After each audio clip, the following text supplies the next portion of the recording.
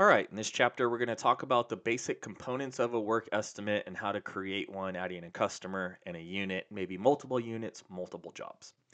All right, there's two kind of, main ways to create a work estimate, three really.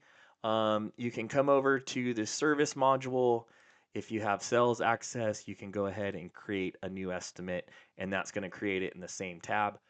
From anywhere in DX1, I can use the toolbar up top, click this little red tile, that'll create it in a new tab. I also can come down and from scheduling, if I want, I can come and I can create a new appointment. I can give a customer's name. Let's see what we find here. Search. There's our customer right there. We add them and we're going to pick a unit. Once the unit's added, we can either type a job title. And once I hit tab and I've added a job title, we can see the create estimate link. So I can click that here. That creates an estimate and it now has that linked to an appointment here. And if I want to get to the work estimate right here, I can click this and it'll open that work estimate right in a new tab. All right, so those are our three ways to create a new work estimate. Once we're in the work estimate, we need to find our customer. So if our customer is in our system, we'll find them. We'll see here a list of units in their garage, either units that were added there because they were sold to the dealership or a service department has added them. If I find the unit I want, I can highlight it. Just note, while you're in this screen in the garage, don't forget you can look at a little bit of information. You could open a fiche model from here if you needed to. You could see a unit service history. You could see if the F&I product existed with it, etc. You could even edit the unit from here if you needed to. In this case, we're going to go with the brute force, and I'm going to add it. Now, notice here my job defaulted to inspection, and that's because in a previous chapter on standard jobs, I talked about how you can add a standard job to every invoice as a default, and that's what I did here. If you didn't have a standard job set, it would just create a new job one, and you would need to go fill out all your information. All right, so let's talk about the components of a work estimate before we talk about some of the other things. Over in our left hand collapse menu, we have invoice details. That's the page we're looking at here, where we can get kind of an overview of things that are going on. I can see my job information, my unit information, which here at this point, if I was bringing this unit in, I may have it. I could pick a number on my keyboard where the keys are going to go. I could determine whether it has miles in or hours in and out. There is a setting in dealership settings that can require this of your dealership. If you're particularly struggling with getting miles in and out recorded correctly, there is a setting you can do to require that. In this case, it wasn't, so it wasn't required to save my work estimate. But this is where I could come in to enter that information as well. I could add in information like the unit location. Maybe it's here or it's in the service department at the moment. You can add locations via dealership settings. We can also see any type of invoice notes that have been added, or if we need to add any here, we could go in here. It does a timestamp, who did this. We can decide whether it's going to be printed on an invoice or not later. We can request e-payments. Here's where we would come to cashier. Maybe that when the customer comes to drop this off, we're going to take a $50 deposit for some reason. We could do that. We could add the payment there. All right, so that's kind of the invoice details, where you come to do the basic overview type stuff. You can see here in the grid, we have the information about the unit as well, the model name, VIN, engine number, things like that. We can see our job right below it here. Same thing like in our active invoice list, we kind of have some sub rows. We should have a bunch of familiar icons if you've watched our chapter on the active invoice list. Here's where you can see the unit, service history, F&I products, add photos to the unit, edit the unit details, or remove it from the work estimate altogether. And then on my job, I have my print job sheet. I can quickly get to my job from here. There's two ways to navigate to the job portion of it. You can come over here under the job section and come to a certain area, or you could just click this pencil and you can see it's brought me down to the job title. Again, if I was here in invoice details where we just were, I could do the same thing by clicking inspection here, which will then bring me to the details of the job. You can see the unit here and the job. details. I can collapse this if I need, if I have multiple units or multiple jobs. I can also add a secondary job in two ways. I could come here and click the plus icon to add the job here, or I could do it on that side. Same thing with the unit. Maybe we have multiple units. So I want to add in, they brought in both vehicles to get serviced here. So I can add an additional unit. Here again, we can see in our left-hand menu and our invoice details, it's clearly laid out the difference between the units and the associated jobs, basic details.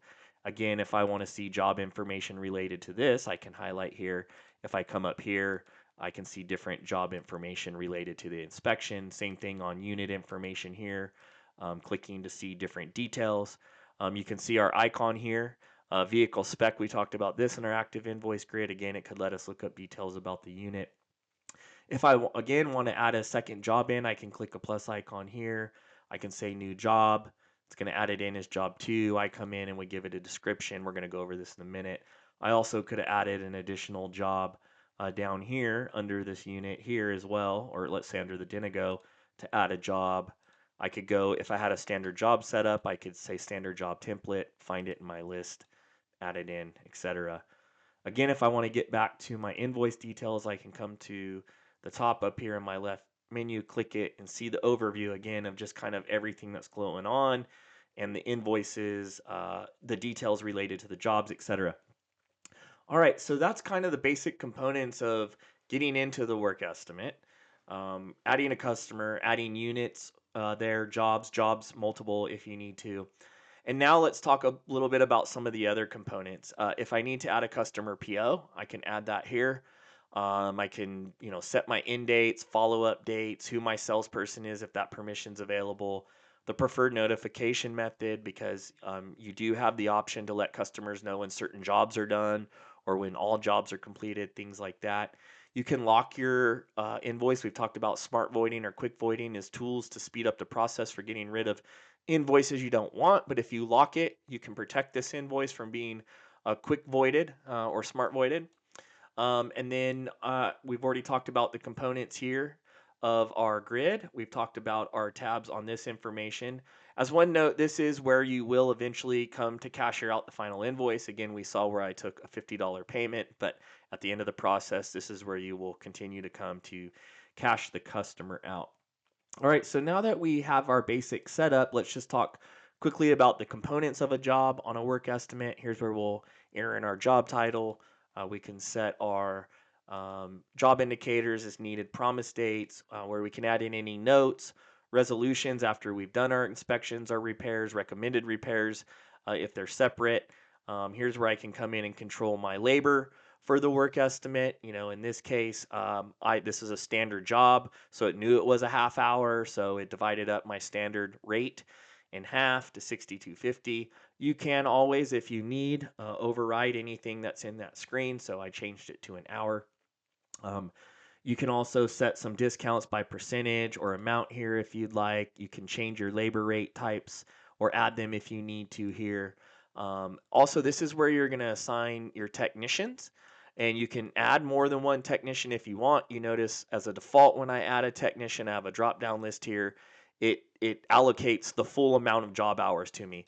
But I could come in here and change this to 0.5 because I'm going to have more than one mechanic doing more than one thing on it, and you can see it automatically allocates half of those hours, or I could override these as long as they add up to 1 hour.